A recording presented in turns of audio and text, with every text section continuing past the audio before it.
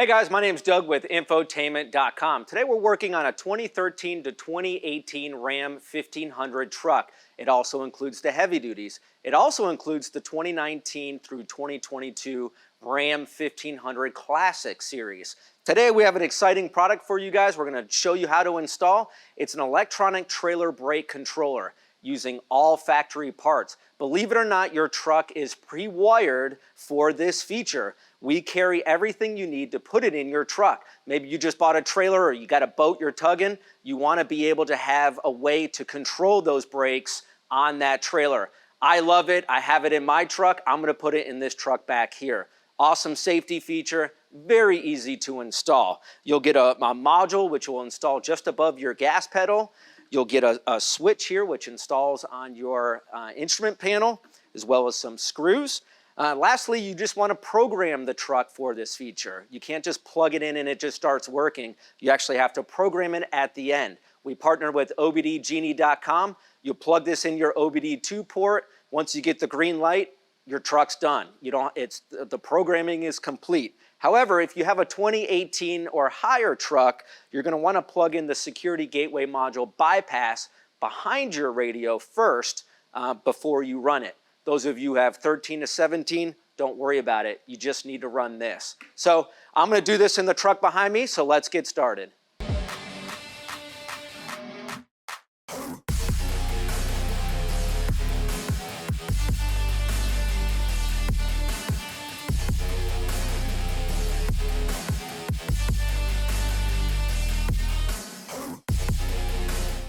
So before we get started with showing you how to install the trailer brake controller, what a lot of people have problems with is the bracket and hooking it up inside the dash, because of how the bolts are situated, or the screws rather, are situated. When you place this bracket in the dash, the screws come from the opposite direction that you would like them to. So basically it makes it a real pain in the butt to get these screws in place. Which it's kind of hard for me to show you underneath there, so I'm just going to show you it up here real quick. But basically I'm going to do something completely different. Now, acting as this is our dash under there, basically you have just a bunch of holes and some sheet metal, and your bracket lines up with the holes under your dash, and then you would take your screw and screw it in place. Now, as easy as that sounds out here, there is no room to do that underneath your dash. Well, there is, but it's not easy to get to. So what I'm going to be doing is, again, this is our dash, pretending this is our dash. I'm going to use some plastic screw inserts, and the holes underneath the dash aren't quite this big, so I need to enlarge them to, I'm going to be using a 9/32 drill bit to drill the dash holes out that are already in there. And I'm going to slide in these plastic screw inserts, and then when I go to put our bracket in place, we can actually reverse the screws going backwards in the bracket, and it'll screw right in to the plastic insert that we just installed.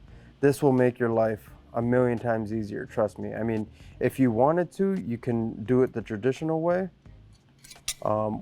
which going in from the backside requires a whole bunch of extensions, pulling your center console or your center stack where your radio and everything is out, and using a bunch of extensions to kind of reach back there. There's a wiring harness, there's all kind of stuff going on underneath there. But if you choose to do this way, you can get these inserts off of Amazon. That's where I got these.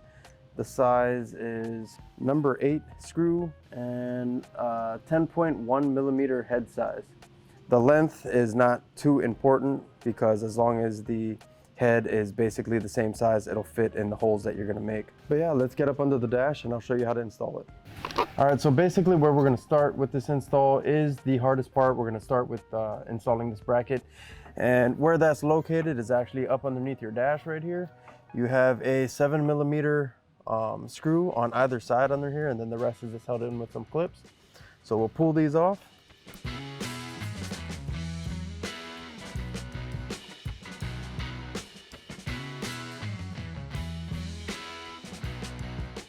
Then you want to just pull straight towards the rear. And that'll pop our knee bolster out. You don't have to remove it all the way. We'll just set this aside.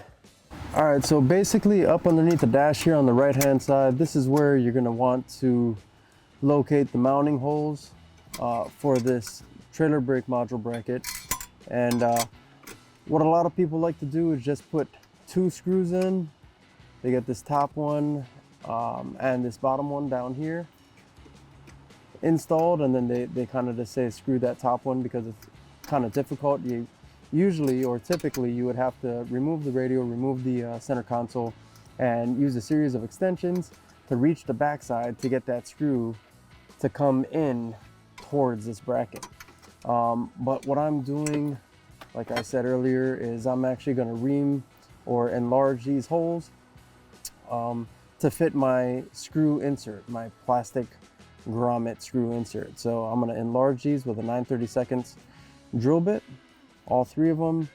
I'll put my insert in, and then on the bracket I'll actually reverse mount, or I'll install the screws backwards, going in from the outside into the plastic inserts that'll be into the sheet metal of the dash. So this will simplify life big time to get this bracket installed in a very short amount of time. Alternately, what some people have done is they ran zip ties through the bracket, holding the bracket up that way. What other customers have done is not even use the bracket at all, and they just zip tie the module up in place, which all of these are options. We just chose to actually utilize the bracket, but mount it a little bit different from how the factory intended. So from here, I'll take my drill bit, make sure it's on low speed, and I'll enlarge these holes. And you may want to use a drill stop if you're going to use this method to keep your drill from or your drill bit from going too far in, to protect any of the plastic housings back there. This is all your climate control housings, and there's a series of wiring harnesses that also run through there. There we go, we got that first hole drilled. Now I'll take my insert and I'll push it in there, and you see, and that's basically what we're trying to achieve here. We'll do that for the other 3, and then we'll mount our bracket.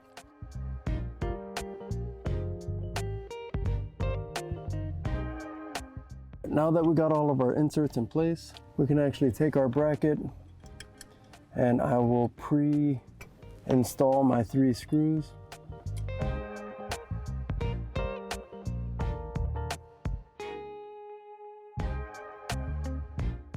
All right, now that the hard part is out of the way, our bracket is nice and secure.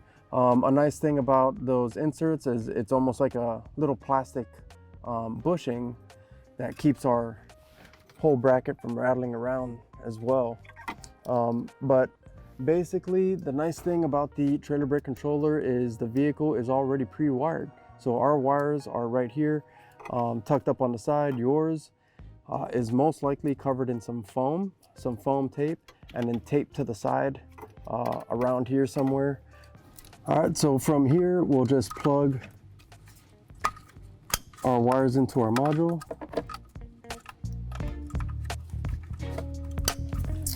And with our newly installed bracket, we can slide in the top here and clip it into the bottom. There's only 2 spots on that bracket for these hooks to go in. You're gonna wanna use the far left hooks. So when you hook it up in there, you're gonna use those last 2 hooks and then press it down on the bottom. And now we're all secure here. This bracket's installed. We can move forward with installing the switch for the controller, and we can go ahead and put our knee bolster back on.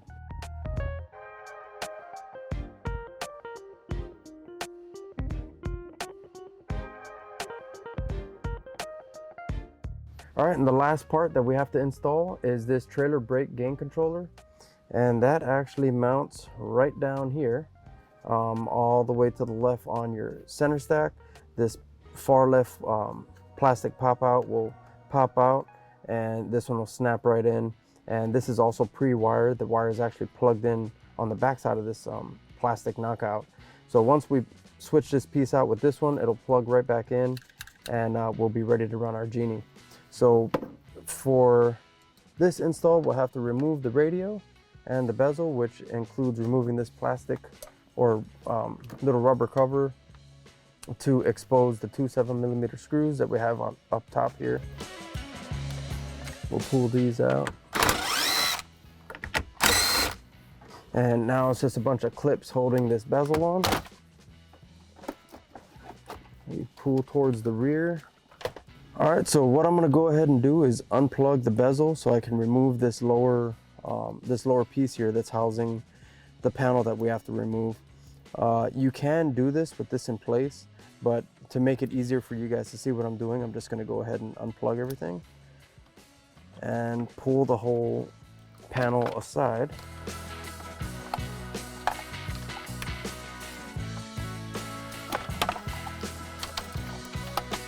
As you can see, this bottom one right here, this is the one that we're gonna use.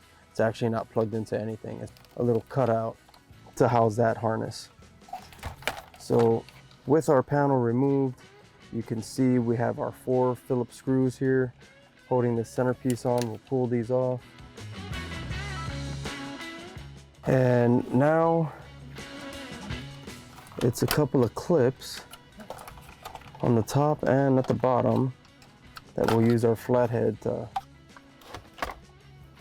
pry out. And now you can see we have our little panel here with our knockout in it. This is also held in with some clips. Once you separate this little plastic from these notches here using a flathead, this will just pop right out. And our controller will pop right into its place. All right, now we're ready to set this back in. We'll clip it in place first, and then reinstall the 4 Phillips screws.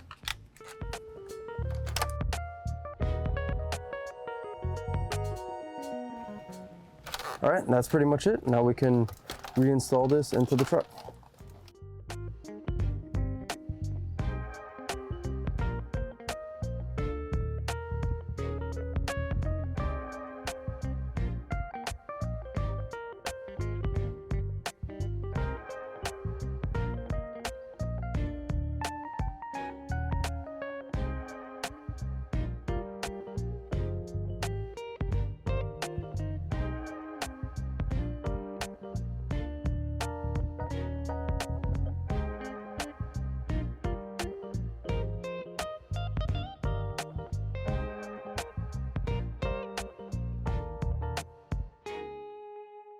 All right, now we're ready to program our truck with our OBD Genie programmer.